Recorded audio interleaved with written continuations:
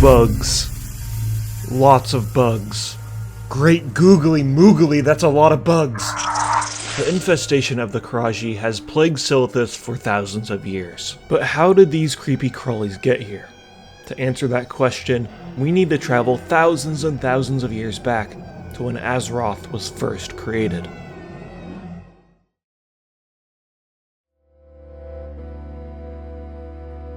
Way back during the Ordering of Azeroth, Ahn'Qiraj was built by the Titanforged minions of the Titans, and watched over by the Titanic Watcher Ra.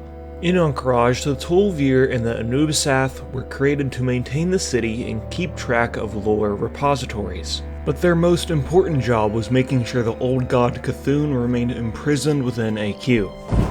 Everything was happy-go-lucky until Ra checked his Twitter and found out his creators, the Titans, were slain by Sargeras, the Mad Titan and leader of the Legion. This made Ra very sad, and he went, "Fuck this shit, I'm out," and traveled to the Vale of Eternal Blossoms to go take a thousands of years long depression nap. Without Ra watching over the kingdom, Cthulhu's corruption slowly started to seep its way into the Tol'vir and the Anubisath, and throughout the span of thousands of years, they were driven mad by the old god's corruption.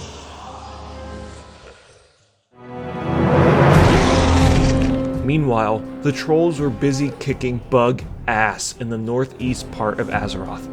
These bugs are called the Ahn'Qiraj, who are created by the organic matter seeping from the old gods.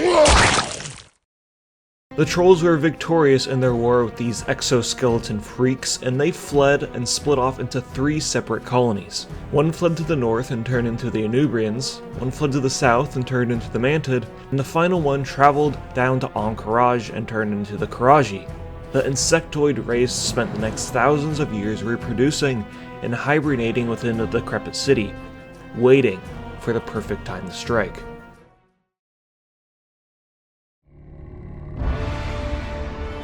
The Night Elves in the northern part of Kalimdor wanted to expand their empire and started to scout down to the southern side of the continent. Fandral Staghelm, leader of the Kaldorei and its druids, wanted to set out on an ambitious quest to regrow the barren wasteland of Silithus, so he sent his son Valstann Staghelm along with a group of druids to investigate the lands, and the party discovered the ancient and seemingly abandoned stronghold of Ahn'Qiraj. Little did the elves know what would truly be lurking within the depths of the city. Surprise, motherfucker! Suddenly, an army of innumerable Silithid creatures erupted from underneath the ancient city, and swarmed over every dune, canyon, and barren plain of Silithus. The Night Elves were outnumbered but continued to fight on. Thus began the War of the Shifting Sands, a war where hundreds of lives were lost on both sides. The Night Elves may have had magic and combat skills, but the Qiraji made up for it with their overwhelming amount of numbers. The battle lasted for months, and against all odds, the Night Elves fought the Silithid creatures all the way back to the heart of the desert. Victory was in reach, but none of them could have prepared themselves for what would happen next. Before I start, I'd like to say this is the official lore and what exactly happened on that fateful day, and without further ado, I present to you the death of Valstann Staghelm.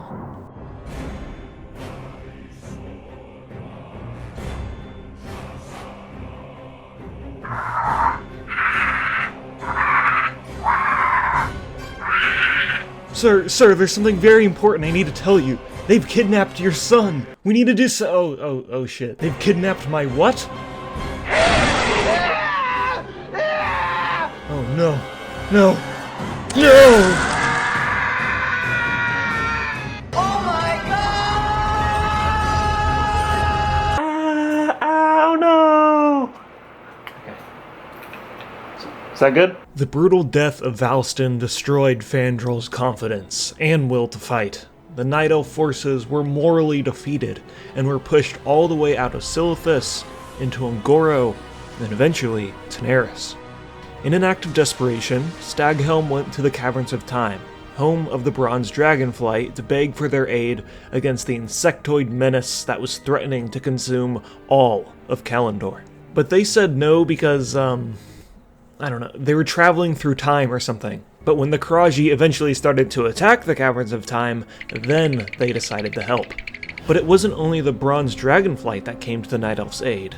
In fact, dragons from the red, green, and blue dragonflights helped push back the Qiraji forces. But even with the might of the dragons, the war was not a decisive victory. The bronze dragon Garacrond, who must be the bargain bin version of Galacron, was struck down in the battle by an Anubisaph named Osiren. The stone creation threw an obsidian sword at the dragon, Eat. crippling him, and he collapsed on the desert floor and perished as a swarm of flightless insects overwhelmed the noble dragon. The remnants of this grisly death can still be seen today in Silithus. Well, at least in Classic, because in retail Silithus, it's a bit compromised. The Qiraji really did give them a run for their money. They had giant obsidian destroyer constructs and Qiraji battle guards, who are these giant monstrosities that run like they just poop their pants. And the female counterpart of the battle guards are just really an excuse to get hot chicks in the game. The most formidable foes they had to face are the twin emperors Veclor and Vecnalash, who are twins the size of skyscrapers and empowered by Cthulhu himself. Run! Run for your lives!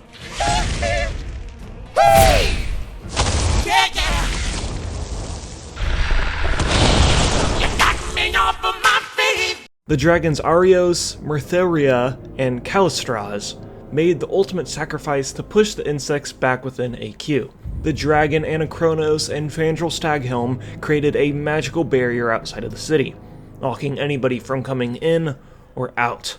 Now you might be wondering, wait a minute, those dragons and some of the Qiraji can fly, so can't they just fly over the wall? No they can't, because there's also a giant invisible barrier above the wall. The dragonflights gave Fandral the scepter of the shifting sands, so if he ever wanted to open the barrier again, he could bang it against the gong outside of the city.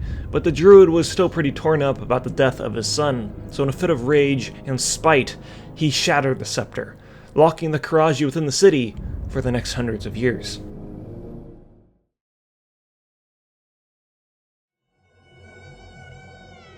This is where we're at in Classic. Over time, the Qiraji have found a way to slip through the barrier and have started invading lands like Silithus, Teneris, and Feralis. The threat of the War of the Shifting Sands Part 2, Infestation Boogaloo, is starting to become a very real threat. So the strategic decision was to open up the gates once more and bring the fight to them before they could get any stronger. But first, about this whole destroyed scepter thing. Players are sent on a long quest chain to gather the parts of the scepter. I have a whole video going over that chain, so I won't go over it here. Also, I highly doubt it's canon. I mean, I find it hard to believe in a quest to save the world, we actually help a gnome and a naga become lovers. Furthermore, lore-wise, the scepter bearer is a random night elf priestess named Shiromar, a character who has no story whatsoever and plays a critical part in this whole event. So that's cool. She's pretty much just an insert for the player character. But with the scepter created, the Might of Kalimdor could be assembled. The Might of Kalimdor is a giant army of Alliance and Horde led by High Overlord Varrock Sarfang, tasked with finally putting a stop to Cthulhu and his minions once and for all. But before we do that, we need supplies. Apparently, it is critical that before we open these gates, we need these supplies.